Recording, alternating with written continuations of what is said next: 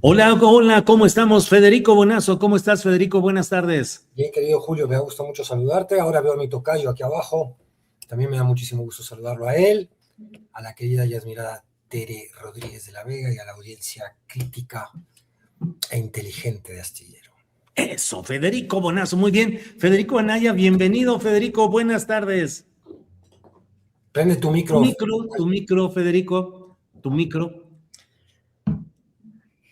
Todo su discurso jurídico no se escuchó, Federico. Ahora sí. Simplemente, hola a todos ustedes, Tere, Tocayo, Don Julio, y a la audiencia, hola, hola. Gracias. Teresa Rodríguez de la Vega, buenas tardes. Ahora aquí estamos benditos entre Federicos, Julio. Sí, miren, Todo nada un más. gusto, como todos los miércoles. Bienvenido, Federico. Qué gusto encontrarte por acá. Oigan, pues antes de entrar en materia, ya que estamos aquí con un jurista de amplios conocimientos, un faro jurídico que es nuestro querido Federico, hoy es 4 de febrero, mañana es 5 de febrero, se prepara una reunión especial en la que asistirá la presidenta de México al Teatro de la República en Querétaro. Federico, ¿qué onda con la Constitución mexicana? ¿Qué onda con las leyes en un México como el nuestro, donde suele decirse, pues, qué dicen? ¿Qué dicen? Acátese, pero no se obedezca o algo así, en el que se pueden tener las leyes más perfectas, pero no se aplican, se negocian de más. ¿Mal de México o mal de muchos países, Federico? Yo creo que es general. Acabas de comentar, por ejemplo, la decisión de Holman, o digo, Homan, en Minnesota, de retirar a los del ICE y dedicarlos solamente a arrestar a criminales peligrosos. Bueno, esa ha sido la excusa legal formal desde el principio. Entonces, siguen diciéndonos, quienes aplican la ley, una cosa, pero en la realidad pasa otra. Entonces, yo te diría que es un problema universal, pero sí hay diferencias entre sistemas constitucionales más densos, que resisten y que funcionan, y otros que no. Y ojo, las cosas van cambiando. Estados Unidos era muy reconocido por tener un sistema constitucional denso y que funcionaba, pero lo que estamos viendo es que lo está rompiendo un ejecutivo tiránico. En México todavía no estamos muy seguros qué es lo que está pasando. Nada más un detalle, hace 7 años, en la primera celebración del 5 de febrero con el presidente López Obrador, los dos líderes de las cámaras, que eran Porfirio Muñoz Ledo en diputados y Martí Batres en Senado, propusieron una nueva constitución, casi un nuevo constituyente. Y el presidente López Obrador dijo que la cuarta transformación apenas está empezando y habría que ver cómo es que debe terminar constitucionalmente.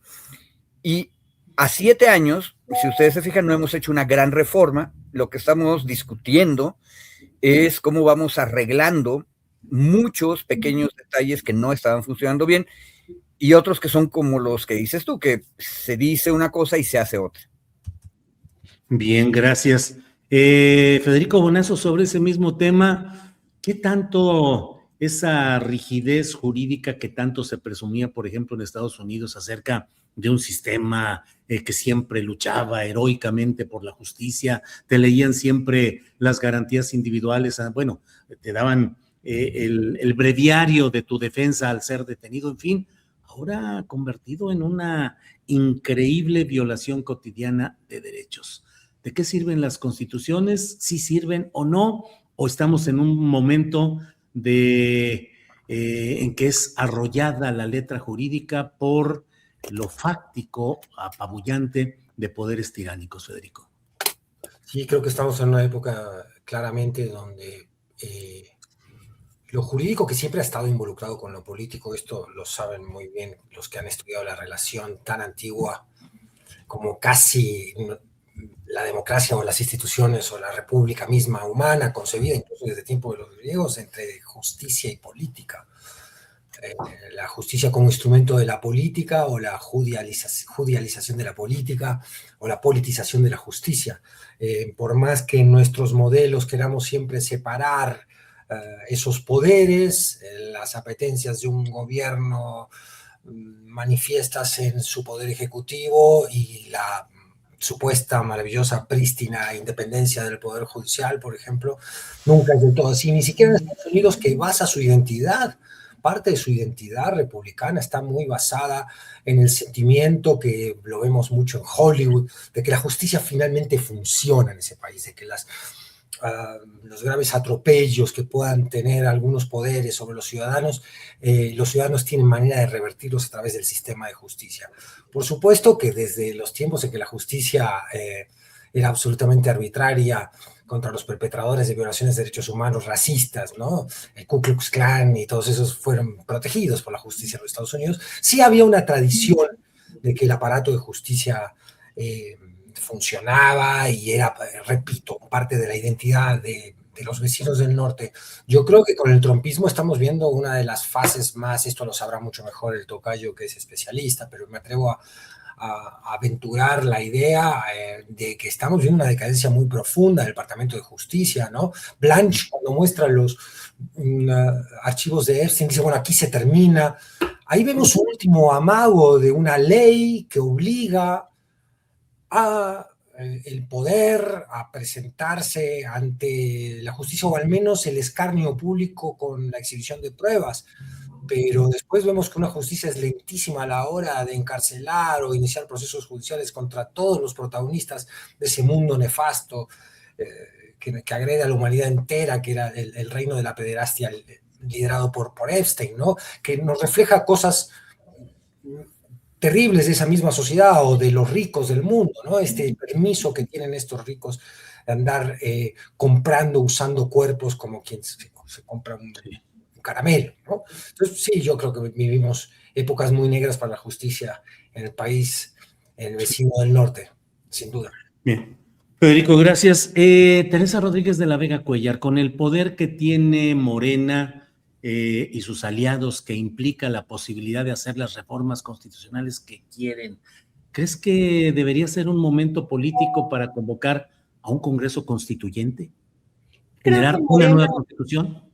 Creo que Morena ya decidió que no va por ahí, ¿no? Creo que Morena decidió que su proyecto de nación pasaba por restaurar el proyecto de la Constitución de 1917, y por restaurar me refiero a intentar como desavanzar o retroceder en todo lo que se modificó de ese pacto asentado en la Constitución del 17 en el periodo neoliberal. Retroceder no en todo, porque hay como efectos del periodo neoliberal que impactaron en la Constitución que Morena ha decidido no tocar. Algunas de las aristas más puntillosas del pacto neoliberal, pero en otras muy importantes se decidió retrotraer el estado de cosas a antes del periodo de las reformas estructurales, ¿no? Entonces me parece que no es voluntad política, y creo que además es un momento, el momento constituyente es un momento de mucha agitación política que muy probablemente Morena no quiera tener como un ingrediente del ecosistema político nacional, ¿no? Morena llegó con una victoria tan absolutamente arrasadora que le sirve que esa victoria después se asiente en un espacio como de estabilidad política. Y un momento constituyente no es un momento de estabilidad política, es un momento de mucha agitación, porque el proyecto mismo de nación está en discusión, ¿no? Entonces me parece que no es hipótesis ahora. Creo que esas hipótesis que nos recordaba Federico quedaron como puestas al lado muy rápidamente por la vocación obradorista, que de lo que se trataba era de reconstruir el pacto del Estado que quedó amparado en esa Constitución, pero que para su momento fue muy de avanzada en términos de la consecución de algunos derechos sociales, y que fue tan profundamente agredida en el periodo neoliberal. Así que creo que no va para allá, pero de que quieren impactar en la Constitución, pues vaya que lo han hecho, y ha sido como su apuesta más importante, sobre todo en la bisagra entre el sexenio de López Obrador y el de Claudia Sheinbaum, que entiendo concibieron fue la bisagra en la que iban a tener pues mucho más manto de legitimidad para hacerlo, ¿no? Teresa, y en esa batalla o en esa búsqueda, ¿quién tiene las mejores condiciones? Es decir, ¿va ganando la restauración de lo que podríamos llamar el nacionalismo revolucionario, o subsiste lo esencial del neoliberalismo? No, creo que sí hay un proceso bastante acelerado y agresivo de desneoliberalización. O sea, creo que no podemos como negarlo ni regatearlo. Creo que han pasado dos cosas. Una, que ha habido algunos aspectos del pacto con algunos sectores de la burguesía nacional que Morena ha decidido no tocar, ¿no? Por ejemplo, en términos de echar para atrás algunas medidas regresivas del periodo neoliberal en términos laborales, pensemos, por ejemplo, en la ley pensionaria, ¿no? Entonces, ha habido cosas en las que el pacto con algunos sectores de la burguesía no han decidido darlo, pasos que no han decidido dar, y hay otros que en realidad tienen que ver con qué tan dispuestos están en llevar a la Constitución a nuevos avances en la consecución de derechos sociales. Y pienso en un registro muy importante que tú has puesto muchas veces sobre la mesa, Julio, de manera creo que muy pertinente, que tiene que ver con el proyecto de nación del Estado de benefactor, de un Estado robusto, fuerte, que imprime ritmo y rumbo, pues a veces topa con los intereses de la gente que habita el territorio en donde va a pasar el desarrollo, ¿no? Entonces, la idea como de qué desarrollo o qué prioridades de desarrollo decididas desde dónde, cómo se llevan los mecanismos de consulta y de implementación, pues muchas veces ha sido de manera bastante atropellada, y por atropellada digo atropellando la resistencia concreta de sectores sociales que piensan que no necesariamente el desarrollo va, por ejemplo, por la idea de los polos de desarrollo o por los megaproyectos, etcétera, etcétera, ¿no? Entonces creo que Morena sí ha desneoliberalizado la vida pública por la vía de imprimir esa desneoliberalización en el texto constitucional, pero que todavía tiene como muchos pendientes en términos de cómo hacer que el rumbo que ha decidido la 4T darle al país pues sea un rumbo más compartido por las grandes mayorías y no solo impuesto desde pues el cheque en blanco que te ampara la grandísima mayoría electoral conseguida, ¿no? Gracias, Teresa. Federico, sé que la pregunta es muy amplia, que es demasiado genérica, pero el sistema de derecho mexicano, el sistema jurídico mexicano, está hecho siempre para servir a las élites dominantes en turno, uno. Dos, es necesariamente conservador. Y tres, está hecho para aplicarse con la adaptabilidad o flexibilidad que se necesite en cada caso específico. Bueno, el derecho siempre es la voz institucionalizadora de quien gana la disputa política. Entonces, siempre representa a las élites. Lo que puede pasar es que haya un cambio de élites. Transiciones a la democracia se tratan de cambios de élite. Y aunque Morena no le gustó nada la primera transición a la democracia, pues lo cierto es que los panistas no estaban en la élite priista y luego sí estuvieron. Entonces, esa primera transición fue transición y fue cambio. Y el pacto neoliberal que hicieron se reflejó en las leyes. Y como tenían las mayorías, las impusieron. Ahora, ocurre después un movimiento que se convierte en una fuerza electoral y ahora tenemos un nuevo vencedor que, como dijo Tere, no toca todo, pero toca suficientes elementos como para que podamos decir están desneoliberalizando. Aparte que cambió la coyuntura internacional.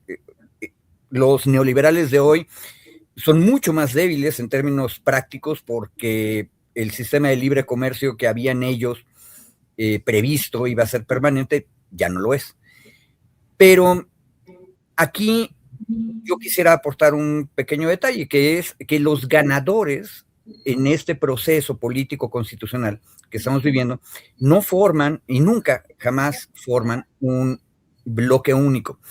Y es interesante porque tendemos a hablar de la amplísima mayoría de Morena, pero si te vas a Oaxaca, el último ejercicio electoral que hubo nos dice que la mayoría no es amplísima, sino que 60% de la población cree que el gobernador está bien y 40% piensa que está mal y que debe irse. Y ojo, aparte, se puede discutir si las cifras son correctas, pero creámoslas. Eso te está diciendo que la amplísima mayoría de Morena, cuando la conviertes en qué es lo que está pasando en cada estado, va a ir cambiando. Y ahí tenemos un problemón. Para tomar el mismo ejemplo que dijo Teresa, cuando los proyectos de desarrollo atropellan a los pueblos, y los pueblos se resisten y se organizan, a veces las cosas salen bien, como es el caso de la Sierra de San Miguelito, pero a veces salen mal. Y eso tiene que ver con la manera en que está organizada la mayoría en el estado concreto. Entonces, ojo, por cierto, no es lo mismo Minnesota que Texas, cruzando la frontera. Hay que tener siempre presente el factor federal. En cada estado las mayorías van a ir cambiando. Y por lo tanto la ley es muy feo, ¿verdad? Es inestable. Micrófono, Julio. Ya. Federico Bonazo, gracias Federico Anaya. Federico Bonazo, entramos en materia de lo que ha sucedido ayer, que es el anuncio de un Frente Amplio Democrático que anuncia que va en contra de la reforma electoral. Estamos hablando de cómo se construyen los mecanismos para el diseño de las leyes que van a regir la conducta y la convivencia social y el reparto de la riqueza nacional o los intereses nacionales conforme a segmentos, estamentos, élites, demás. El Frente Amplio Democrático, en el cual destacan Vicente Fox, Francisco Labastida, Margarita Zavala, Rosario Robles, Lorenzo Córdoba, José Woldenberg, entre otros más, Acosta Naranjo, en fin. ¿Qué opinas de todo este proceso en el cual pues ellos dicen contra la reforma electoral y contra la restauración del antiguo régimen? Federico Bonazo. Es una bandera discursiva de la oposición intentar convencer a la ciudadanía de que Morena representa un retroceso calcado al PRI autoritario. Y esto es una burla en cuanto a evidencia, historia y programa. Aquel PRI que ya con Salinas y con Miguel de la Madrid tenía claramente un proyecto neoliberal, lo que estábamos discutiendo acá es cómo a través de la herramienta de la reforma constitucional el proceso neoliberal intentó cambiar la Constitución para llevarla a un programa y la 4T, con las deficiencias de las iniciativas presentadas y las deudas enormes que allí hay también, planteaba el proceso contrario, ¿no? Recuperar el espíritu de la del 17, sobre todo en el ánimo de que los recursos naturales y estratégicos del país le pertenecen a todos y no a una pequeña élite que cree con el derecho de servirse de ellos. Y entonces esta estrategia que no le ha funcionado como casi ninguna otra, una oposición que hace un frente contra el obradorismo cada semana, por decirlo de manera burlesca o burlona, ¿no? Yo estaba haciendo una lista acá. Miren, Sí por México, Unidos, la de Claudio X, con el inefable Emilio Álvarez y Casa, el Frente Cívico Nacional, con Guadalupe Acosta, nuevo firmante ahora en esta última iniciativa, la Sociedad Civil México, el Va por México, el Frente Amplio por México, Fuerza y Corazón por México, la Marea Rosa, el Frente Amplio Democrático finalmente, que es la última versión de un antiobradorismo que no logra articular un discurso convincente, que lo único que lo une es eso, su antiobradorismo, y que va a intentar forzar un relato que no pega ni con chicle, incluso con aquellos que pueden ser críticos con el proceso de la 4T, no se van a creer todas estas... un tipo que deja el INE y se va a Latinus, que no es un órgano de, digamos, no es un medio de comunicación, sino que es un órgano de propaganda de la derecha, como es el caso de Lorenzo Córdoba. Un tipo como Ugalde, que está involucrado en lo que muchos pensamos que fue un fraude electoral en 2006, donde se quemaron las pruebas y por tanto no podremos nunca confirmarlo con aquellas boletas hoy desaparecidas para siempre. Está plagada la lista de abajo firmantes de gente que no tiene el menor crédito democrático y sin embargo ahora arman un frente contra una iniciativa que no está, no la conocemos, no sabemos cómo es, hay ciertas filtraciones, pero no logramos del todo saber con qué va a salir la presidenta, porque es una iniciativa además que está un poquito cuestionada por las alianzas que le exigen a Morena no abandonar del todo al PT y al Partido Verde. Entonces, bueno, destinado nuevamente al fracaso este nuevo intento de formar un frente de algo, ¿no?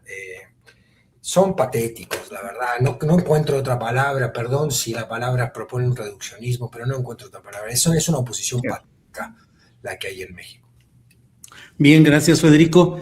Como siempre tenemos la colaboración inteligente, como dice Federico, y crítica de nuestros quienes nos siguen. Y en X, Roberto Jiménez Díaz puso este comentario en el cual dice...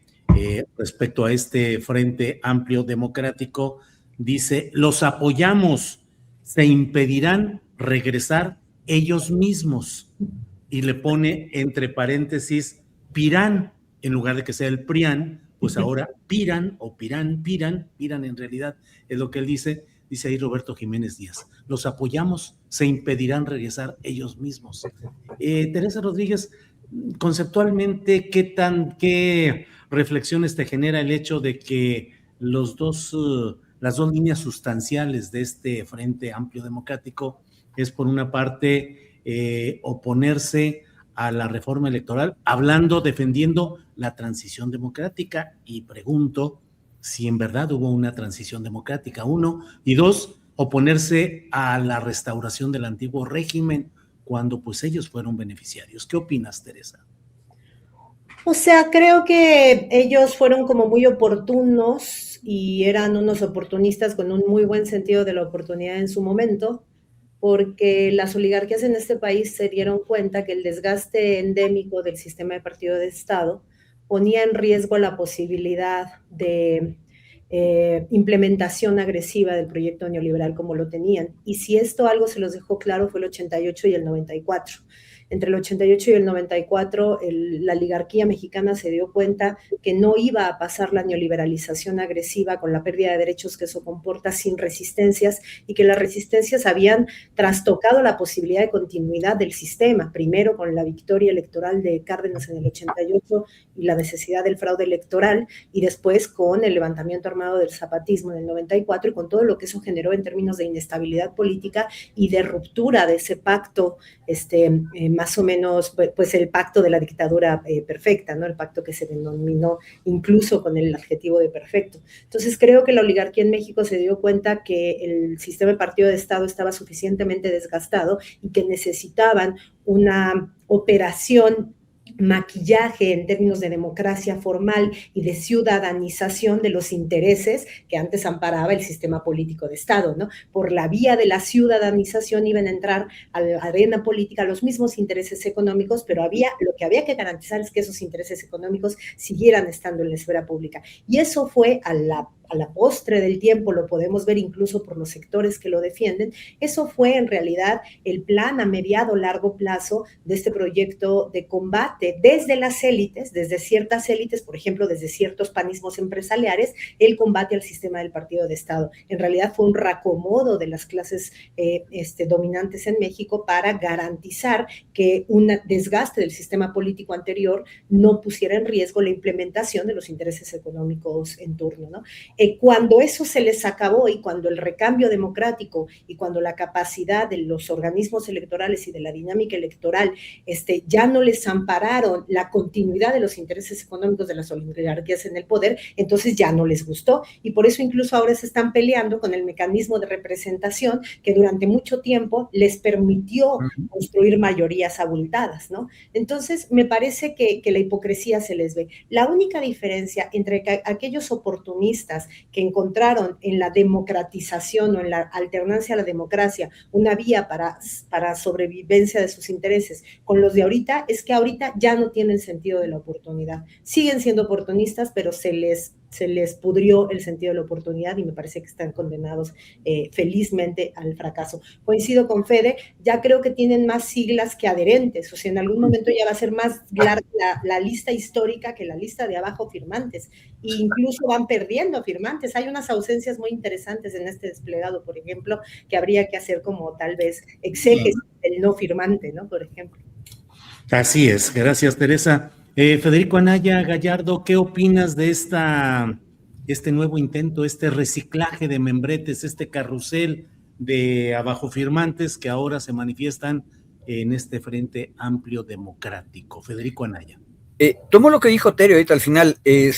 Cuando estaba leyendo yo la lista de los abajo firmantes últimos, efectivamente de pronto me empezaron a surgir los ausentes, lo cual nos indica que probablemente en la élite que había decidido oponerse a esta, yo insisto, segunda transición a la democracia, en donde hay un movimiento popular que impactó el mecanismo, y ya empezaron a darse cuenta que se están generando un nuevo arreglo constitucional legal con cierta estabilidad. Y también Tere lo dijo, se trata de lograr estabilidad.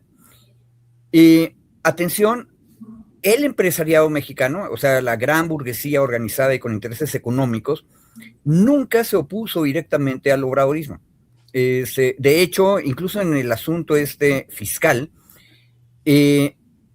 Salinas Pliego era un negrito en el arroz, en realidad un grano enorme en el arroz, pero es un caso. Tú tienes una gran cantidad de empresarios medianos que están muy contentos de que finalmente se estén cobrando los impuestos a todos, porque parte de la no equidad del sistema capitalista mexicano era que los medianos y pequeños empresarios no tenían los privilegios y picaportes de los grandes.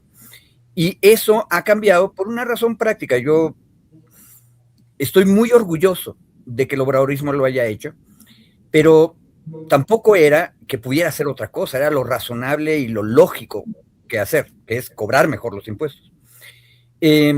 Lo hizo porque lo que tenía que hacer, y aparte lo hizo bien, qué bueno. Pero si las cosas, una o dos como esas, empiezan a funcionar, tiene mucha lógica que cada día haya menos abajo firmantes. Pero significa esto que ya no hay oposición, porque el discurso del Frente Amplio Democrático es que estamos restaurando el viejo PRI. Nunca nos dicen cuál viejo PRI. Si es el de mi general Calles, de mi general Cárdenas, el de Alemán o el de Carlos Salinas. Nunca lo aplican, nunca nos dicen con claridad. Yo creo que no está pasando nada de eso, está ocurriendo otra cosa, e insisto en el elemento federal. ¿Quiénes movilizaron más al voto diciendo no? Bueno, no a Jara, es decir, sí a la revocación en Oaxaca, fue el PT en Oaxaca. El mismo PT que se comporta como élite interesada solamente en mantener sus plurinominales a nivel federal, en Oaxaca hace la crítica desde izquierda de Jara y tiene muchas simpatías. ¿Por qué lo hacen? Porque les conviene en Oaxaca. Aparte, muy probablemente tengan razón en muchas cosas. Y entonces, díganme ustedes, ¿a qué se parece esto que acabo de decir en el pasado mexicano? Si me obligan, se parece a los 1920, esa etapa después de la última rebelión exitosa, que es Obregón y Calles contra Carranza, pero son 10 años tremendamente inestables. Ojo, la gran diferencia de aquella década con la que estamos ahorita a la mitad, es que nosotros, estos mexicanas y mexicanos que somos nosotros, somos mucho más civilizados, no andamos fusilando ni a Carrillo Puerto en un lado, ni a un senador en la Ciudad de México en el otro. Entonces hemos avanzado, pero el régimen se parece a eso, muy plural, con elementos estatales completamente diferenciados de los federales, pero Tere tiene razón, la tendencia general es a la estabilización y por lo tanto cada vez menos va a haber opositores en bloque al obradorismo. Bien, gracias Federico, gracias por este señalamiento. Y Federico, el otro tema que también, aquí el punto, Federico, no sé si sea importante el tratar de precisar qué aspectos de lo que hasta ahora se ha planteado como reforma electoral te parece defendible o qué otros temas crees que podrían realizarse. Lo digo porque también se corre el riesgo de que esta misma reforma electoral o propuesta de reforma electoral pueda tener el freno interno con las bancadas del propio Partido Verde y del Partido del Trabajo, que están señalando oficialmente que apoyan el proyecto, pero que por debajo del agua, de una manera de los jaloneos internos, tratan de menguar, de disolver, de atenuar algunos aspectos de esa reforma. ¿Qué opinas de esas resistencias internas, Federico? ¿A qué Federico le hablas, Julio? Federico Bonazo, perdón. Ahí está. Porque a este Federico le parece más interesante lo que el otro Federico puede opinar del propio Federico que habla. Pero haré mi mejor. Nos vemos, dijo Teresa sabiamente. Haré mi mejor. Bueno, a ver. Primero que no sabemos cómo va a venir planteada y yo intuyo por las señales que hemos visto en la discusión pública de que va a venir bastante más tibia o más tranquila o suavizada de lo que aparecía en primer momento. Una crítica que le puede hacer la oposición, que me parece una crítica atendible, no porque la plantee la oposición, sino porque como ciudadano a mí me interesa el resguardo de ciertas instituciones que también se construyeron en México, como el INE, que a pesar de un pasado oprobioso de aquel IFE de Ugalde, a pesar de un INE al que se pueden hacer enormes cuestionamientos, me parece un mecanismo importante para ahí sí poder brindarle a la ciudadanía cierta certeza sobre el resultado y la organización electoral.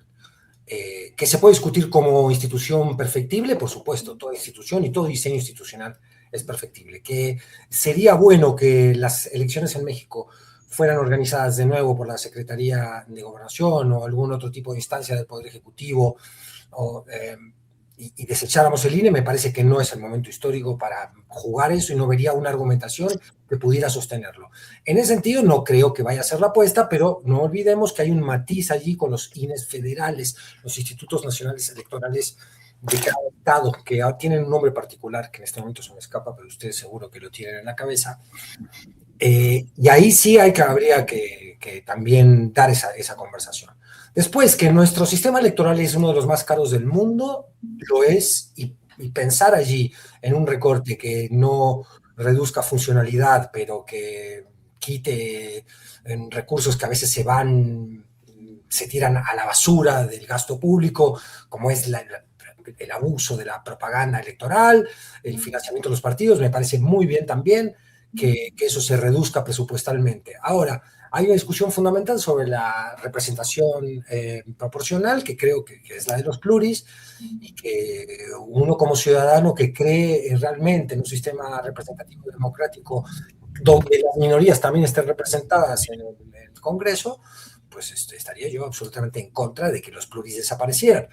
Se puede hacer algún tipo de maniobra o diseño en la cual los pluris puedan ser presentados en candidatura previamente al electorado, sin que esto signifique que queden a la discrecionalidad que hoy estamos viendo de los partidos, de mucha gente que no tiene la menor representación popular, termina tomando decisiones importantes en el órgano legislativo. Pero, en fin, es una discusión que tiene muchísimo de dónde darla. Se entiende que la oposición va a usar el argumento de la deriva autoritaria, donde va a querer cooptar también lo que queda de los órganos electorales en Morena, y que en parte puede ser cierto. Es decir, yo creo que Morena está haciendo un cálculo legislativo como si fuera a gobernar para siempre. Esto sí lo decimos siempre, con esto yo concluyo.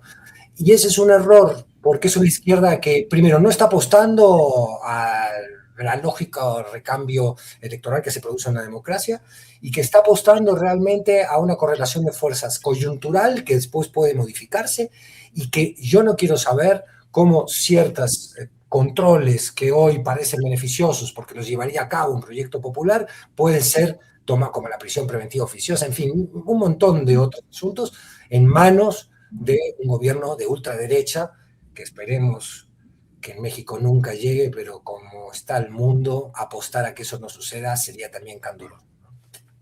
Gracias, Federico Bonazo. Gracias. Y vamos con Teresa Rodríguez de la Vega Cuellar. Teresa, salió ya Gers Manero, ha salido, ahora sí que haya sido como haya sido, diría el clásico, salió Adán Augusto, López Hernández de la Coordinación de los Senadores y el mando político del Senado, pero ¿qué tanto consideras que se está viviendo un intento de la presidenta de la República de asentar más su poder, de tener más control, de tener gente más cercana a ella?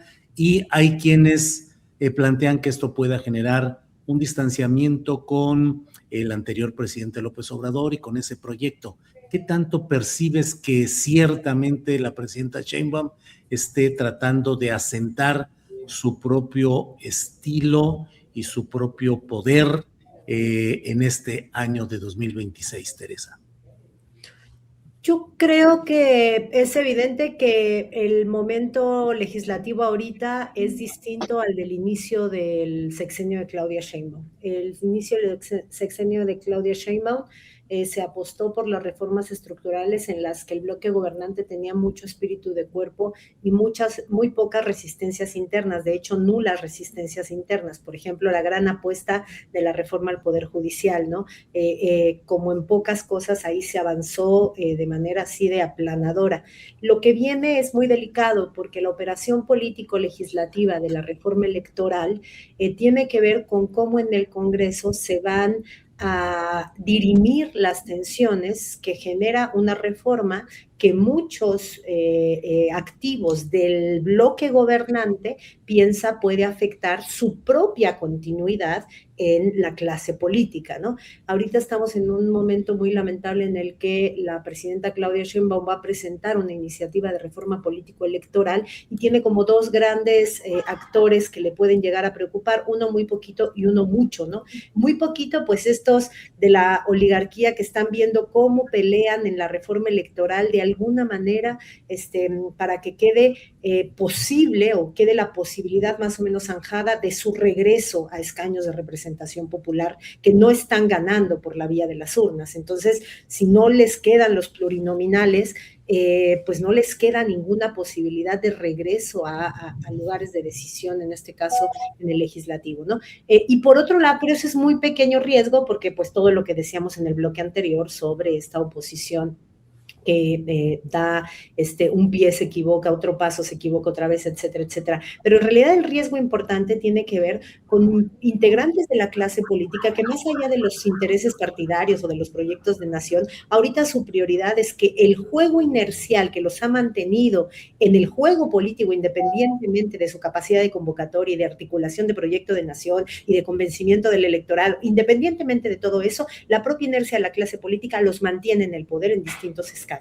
Y la resistencia va a venir de ahí. Entonces, a mí me parece que el movimiento de Adán Augusto, sí, no sé si fue previsto para eso. A mí sí me dicen que se va a operar a territorio. Yo digo, avísenme en dónde, como para no andar por ahí, ¿no? Pero en qué calles, en qué barrios, etcétera.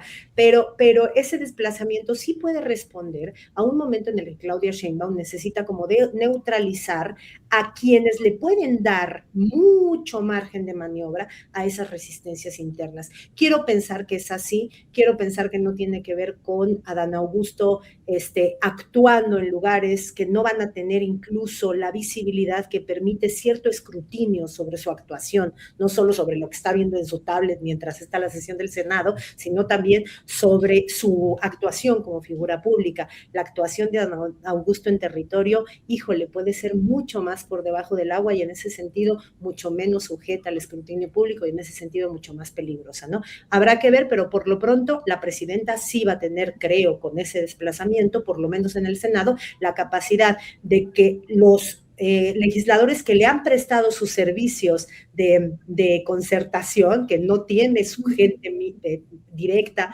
pero que se han convencido de que por ahí va la cosa, pues actúen sin los contrapesos internos que puede significar personajes como Adán Augusto.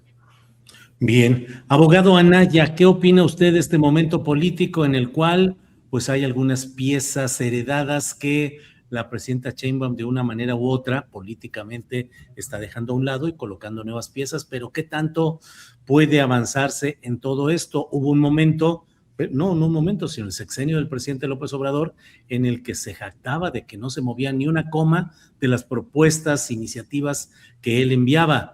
Ahora las iniciativas de la presidenta Sheinbaum batallan en el orden legislativo, pero no solo en él, y se viene la batalla electoral difícil en la cual los grupos internos pues están, como luego se dice, afinando armas para entrar a esa batalla. ¿Qué opinas, Federico, abogado Anaya Gallardo?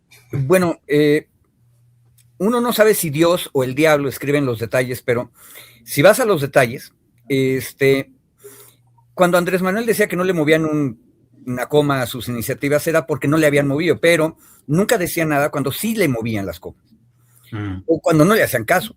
Digo, se tardó 2 años en que pasara adelante la cuestión de la posibilidad de un juicio político al presidente.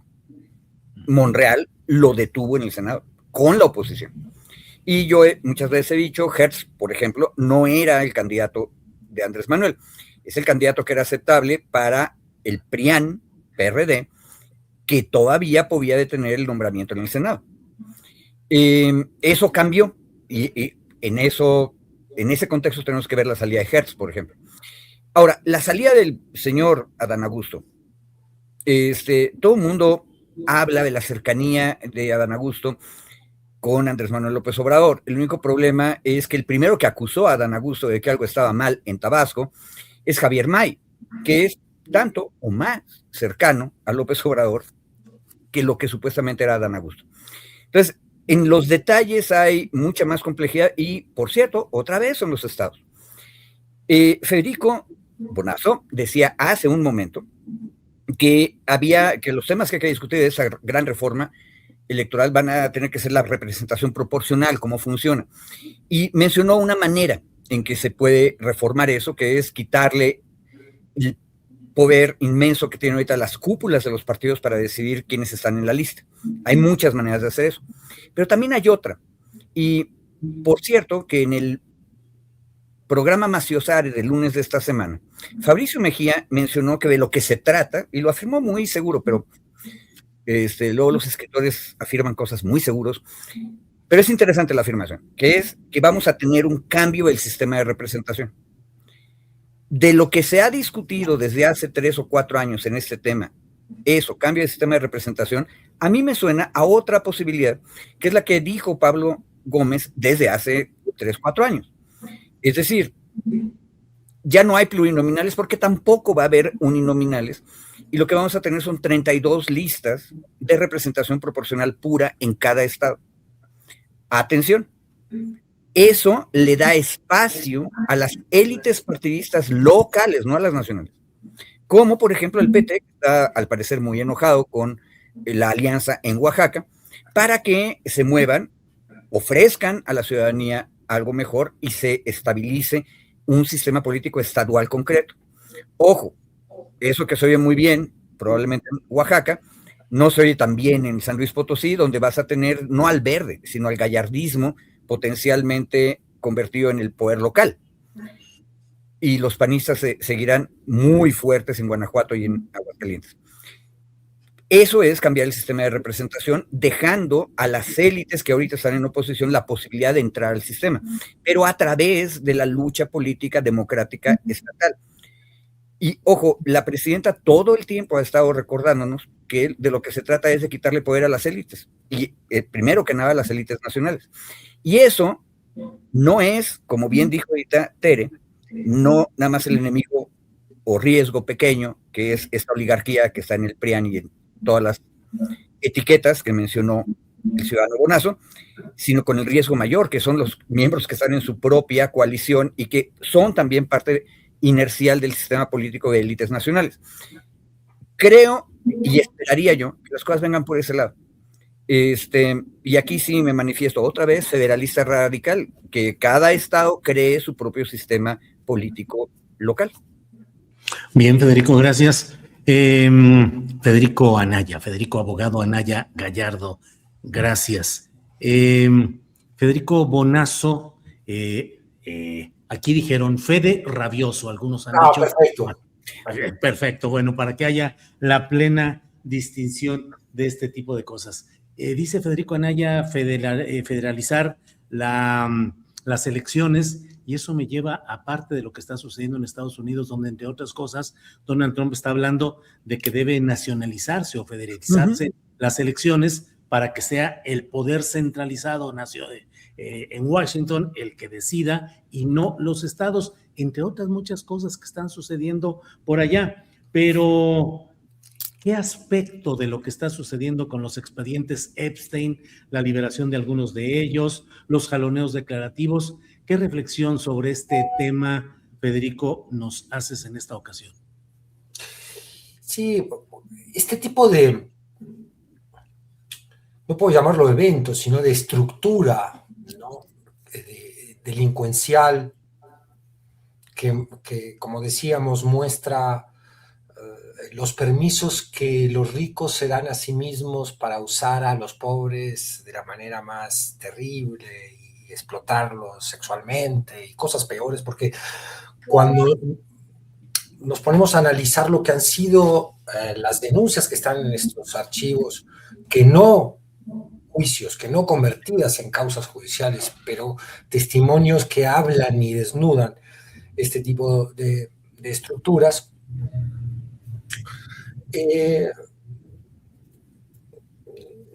nos preocupa la instalación, digamos, nos preocupa, se me perdió la idea de lo que iba a decir, pero ahora... Sí, bueno. O sea, agarro de aquí otra idea y la meto.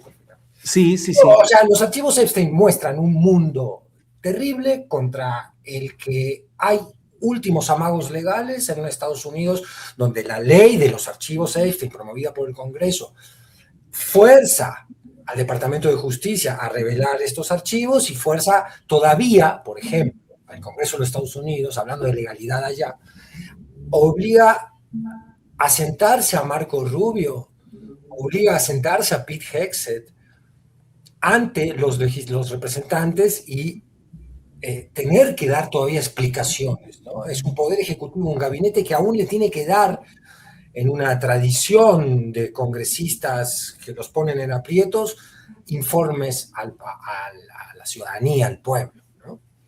Y ahí estamos viendo, o sea, la gran pregunta es qué tanto esta tradición jurídica republicana va a poder resistir al trumpismo.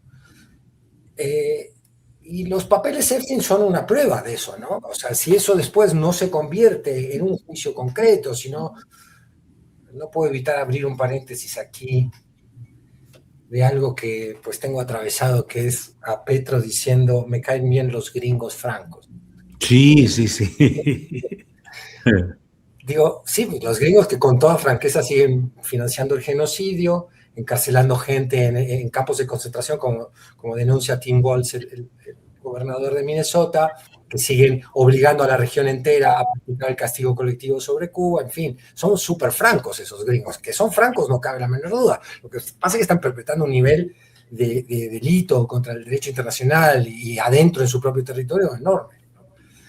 Y ahí uno piensa cómo se va a resistir, cómo vamos a resistir afuera esta nueva faceta imperial y cómo va a resistir adentro lo que queda de la legalidad estadounidense. Que ahí, repito, mi tocayo debe tener un diagnóstico mucho más fino que podemos tener los que nos pasamos revisando más la prensa que los papeles jurídicos, ¿no? De lo que está pasando realmente con la legalidad en Estados Unidos. La prensa suele ser más de shock mediático y uno a veces se queda con esa emocionalidad sin ir a fondo. ¿Qué tanto realmente se ha deteriorado o es parte de la decadencia de ese imperio que siempre decimos que está en decadencia, lo que es la debilidad actual de su sistema jurídico? Pero yo he visto a un departamento de justicia que juega para el trumpismo abierta y declaradamente. ¿Dónde está la tradición jurídica estadounidense ahí? Si es que esa tradición además es tan limpia como algunas veces ella misma se autoelogia o algunos pensábamos que podría ser. Bien, Federico Bonazo, gracias. Teresa, ¿qué reflexiones sobre este tema de Donald Trump, de los archivos Epstein, todo lo que se ha ido revelando? Y en el fondo, a reserva de lo que tú nos digas, pues el hecho de que más allá de la exhibición mediática parecieran estancados los mecanismos judiciales y parece muy lejana cualquier asomo básico de justicia en estos temas que quedarían en exhibición de estas élites, de sus costumbres y sus usos, pero no de una justicia plena. Pero ¿cómo ves el tema, Teresa? Yo creo, bueno, primero qué bueno que Federico sacó su reflexión sobre Petro, porque no siempre nuestra audiencia de acá, de Astillero, sobre todo la que es más como constructiva, no siempre está en el lodazal que es Twitter, ¿no? Ahora X. Y la gente que esté acá y que no está en X, pues probablemente no se encuentre con una reflexión que Fede Bonazo publicó en X, sobre este encuentro de Petro con Trump, y que para mí le puso palabras al dolor de panza que me dio al ver la cobertura del encuentro Trump con Petro, porque me parece que nuestros líderes se equivocan si creen que le ganan una batalla a lo que representa la derecha de sus países, echándoles en cara lo bien que le caen a Trump. Claro. Porque civilizatoria y narrativamente hablando, pues en realidad les estamos concediendo razón en que es bueno que un personaje así te considere o te bien considere. Y es pésimo que un personaje así te bien considere. Entonces, yo veo a Petro presumiendo el autógrafo que le dio Trump en un libro y pensando que así se está fregando a la derecha viquidavilesca de su país, y en realidad está adhiriendo a los principios obscenos de la derecha viquidavilesca de su país. Entonces, creo que son tiempos de claridad ideológica, y en ese sentido, Fede Bonazo, muchas gracias por haberle puesto palabras, e invito a toda la gente que no habita en ese lodazal, que se dé solo un chapuzón, solo a ese pequeño oasis que es ese tuit de Federico, porque me parece muy clarividente y muy pertinente éticamente hablando. Regreso al tema Epstein. A mí me parece que ahí en sociología muy clásica hay un precepto que dicta que la ley no alcanza o nunca nos va a alcanzar para aquello que la sociedad no esté dispuesta a hacer suceder. Y entonces yo creo que si la ley ahorita no alcanza, los mecanismos judiciales ahorita no alcanzan para judicializar la cadena de responsabilidades que se desprenden de los expedientes Epstein, lo que me parece indecible es que la indignación popular no alcance. Ahí donde la ley todavía no alcanza, debería empezar a alcanzar la indignación popular. Lo que se está revelando en los archivos Epstein dibujan un estado de putrefacción por lo menos de la élite estadounidense, ahí sí transpartidaria, que ameritaría que se vayan todos, ¿no? Ya lo está meritando en gestas muy importantes de desobediencia civil que hace mucho no se veían de manera tan persistente, y a pesar del virtual toque de queda que representa el ICE en toda la extensión territorial norteamericana, porque aunque no haya un toque de queda declarado, la actuación autoritaria de las policías del ICE en realidad funcionan como un toque de queda, porque desincentivan la participación política y el derecho a la libre manifestación. Que la gente siga manifestándose y que se siga manifestando, enfrentando, poniendo ahora sí literalmente el cuerpo frente a los agentes de ICE, señala mecanismos de desobediencia, pero que deberían darnos pie a que haya un proceso de acumulación de fuerzas que irrumpa en la normalidad institucional norteamericana, porque lo que se está sucediendo en Estados Unidos no podría tener mecanismos de resolución habituales. Lo que el caso Epstein, cada vez que salen más archivos, le muestra al mundo, es que parecería que la sociedad norteamericana puede dejar pasar que su sistema político esté absolutamente infiltrado por las peores y las más nefastas prácticas, ¿no? Ameritaría de verdad que la censura popular, y esperemos que en noviembre esto se traduzca en censura electoral, que la censura popular irrumpiera en la escena pública mucho más allá de la valiente manifestación reiterada y que han tenido sobre todo los habitantes de muchas ciudades y de muchos estados, pero en este caso sobre todo de Minneapolis, ¿no? Y otra reflexión general que me surge es que de verdad estos días han sido como días en los que ¿a dónde hemos llegado? Que ya no estamos solo diciendo qué cosas tan horribles el sistema económico y la lógica de la ganancia. Qué feo que la lógica de la ganancia pueda sacrificar, por ejemplo, en tiempos neoliberales, a nuestros viejos, ¿no? Qué feo que el neoliberalismo sacrifique la vida digna de nuestros viejos por poner todo en el circuito de la ganancia. Ya ni siquiera estamos en este registro. Estamos viendo cómo esta correlación, este matrimonio absolutamente agrupado, este acompañarse entre la riqueza y la crueldad, lo que el sistema dominante le hace a los niños, ¿no? De Gaza a Epstein, estamos viendo lo que el poder imperante le hace a nuestros niños en un nivel que ya nos debería resultar insoportable, en un sentido, sí creo, destituyente, al estilo argentino, que se vayan todos. Que se vayan todos. Bueno, pues que se vayan todos. Bueno, abogado Anaya Gallardo, llegamos al momento de los tales postrecitos, así es que por favor, la reflexión, lo que usted quiera aportar, aquí somos todo oídos, Federico. Hijo, más que postrecito, uno de estos digestivos que son amargos, por un detalle. Yo creo que la censura popular de la que hablaba Tere ahorita no va a alcanzar mucho en los Estados Unidos, en el caso de Epstein, por ejemplo, pero tampoco en el resto de las sociedades políticas del mundo, porque se necesita mantener cierta estabilidad. Y detalle, en Estados Unidos el sistema judicial y de procuración de justicia siempre ha preferido exhibir de tal manera que la censura popular sea muy grande, pero no necesariamente condenar. El gran fundador de la mafia de Atlantic City, que no es un personaje de la tele, sino un hombre real, y se llamaba Nocky Thompson. No, Johnson, el verdadero es Johnson, el de la tele es Thompson. Estuvo 4 años en prisión y salió como un héroe y se murió de 90 años, rodeado de toda la gente que lo hizo poderoso, porque el sistema no lo iba a castigar. Entonces, la parte triste es que el derecho al final, lo preguntabas al principio, Julio, prefiere la estabilidad y no necesariamente la justicia. Y el que se vayan todos, en el largo plazo tampoco se estabiliza, como nos demostró tristemente Argentina. Bien. Federico, gracias. Gracias, abogado Federico Anaya. Vamos con Federico Bonazo. Federico, reflexión, postrecito, por favor, Bonazo. Cuba. Cuba. No nos olvidemos de Cuba ni un segundo. La apuesta de que en noviembre todo vuelve a la normalidad puede ser criminal si eso implica postergar una solidaridad que exige una coordinación continental. Porque si seguimos planteando la relación bilateralmente con el gigante, nos va a desayunar. Y en ese desayuno metafórico que yo siempre enuncio, hay un problema que no es metafórico y que es humanitario.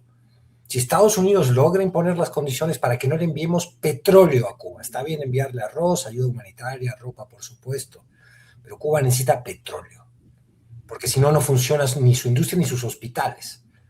Y esa es la apuesta de Estados Unidos, que Cuba acabe a través de un castigo colectivo a esa gran apuesta que fue su revolución. Y eso le compete solo a los cubanos. Si ellos quieren modificar su régimen, deben hacerlo ellos en libertad, pero no con los buques de la flota naval de los Estados Unidos apuntando a La Habana. No nos olvidemos de Cuba y estamos ahí con algunos artistas pensando en canciones para Cuba, en un concierto grande para Cuba, y exigirle a nuestros líderes de todo el continente, sabemos que no la tienen fácil, pero que no la tengan fácil no puede equivaler a que nos durmamos cuando Cuba está siendo sometida a un recrudecimiento brutal de bloqueo que implica ya una amenaza humanitaria sobre sus ciudadanos y pobladores. Toda la solidaridad y el cariño con esa Cuba digna que resiste, y parte de la agresión de Marco Rubio y de este imperio es porque es digna y porque ha resistido. Por eso la quieren ver doblegada y no nos tenemos que sumar jamás a esa propuesta. Hay que ser, en este momento, si Cuba es un punto de conflicto con Trump, pues que lo sea. Yo creo que ya ha llegado el momento de poner un alto. Me parece que en pos de un pragmatismo que nos deshumaniza por completo, pues ya estamos defendiendo cosas que son indefendibles. Bueno, me autoasigno, Teresa, 1 minutito y medio, 2, como postre personal, para leer justamente lo que Federico colocó en el tuit que mencionabas. Dice, tiempos extraordinarios exigen líderes extraordinarios. Me caen bien los gringos francos, ha declarado Petro después de conocer a Trump. Algo parecido dirá Lula en marzo. Los países de América Latina apuestan al poder de seducción unipersonal de sus caudillos, cosa que desde luego le tiene sin cuidado a la nueva estrategia de seguridad del imperio, por más cachuchas que Trump piense firmar. Nuestros gobiernos de izquierda apuestan por ahora salvarse solos, 1 a 1, mientras intercambiamos gestos audaces de macho alfa con los gringos francos. Los gringos, con enorme franqueza, siguen financiando el genocidio en Gaza, destruyendo el derecho internacional, exigiendo complicidad regional en el castigo colectivo al pueblo cubano, aumentando los campos de concentración del ICE. Ante la barbarie, prudencia, exigen los que entienden, entre comillas, la política. A esta altura, ganar tiempo se parece mucho a normalizar el fascismo. Pero bueno, no están mal estos gringos francos, entre comillas. genocidas y pederastas. Finalmente, mientras ejercen su protectorado en Venezuela, tras bombardear Caracas, con ellos se puede conversar. Bueno, pues ese es postrecito mío que aproveché para leer el texto de Federico Bonazo. Teresa, para cerrar, postrecito, por favor. Gracias por compartirlo, Julio. Una invitación muy breve. Este sábado hay un gran festival que se ha titulado Un rumor se levanta.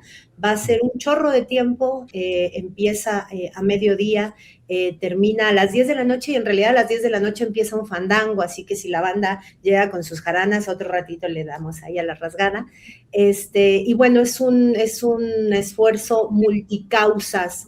Ahí en el cartel pueden ver todos los grupos, colectivos, organizaciones y causas que se están agrupando. Va a haber de todo un poco, va a haber poesía, va a haber música, va a haber danza, va a estar mi querida Coraza, va a haber un chorro de cosas, va a haber presentaciones de libros. Si tienen algún cacho de su sábado que regalarle a esta iniciativa popular de ahí de abajo y a la izquierda, pues cáiganle en la Plaza Palestina Libre, mejor conocida en el pasado como Hemiciclo a Juárez.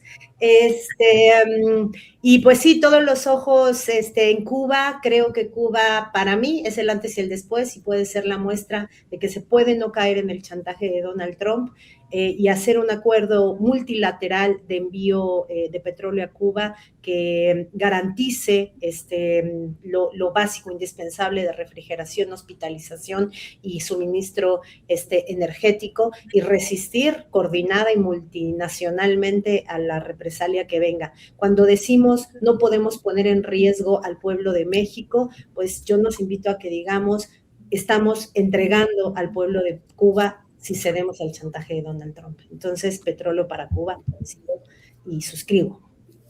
Gracias. Abogado Federico Anaya Gallardo, muchas gracias. Federico Bonazo, muchas gracias. Teresa Rodríguez de la Vega Cuellar, gracias y nos vemos pronto. Gracias por nosotros. Hasta luego.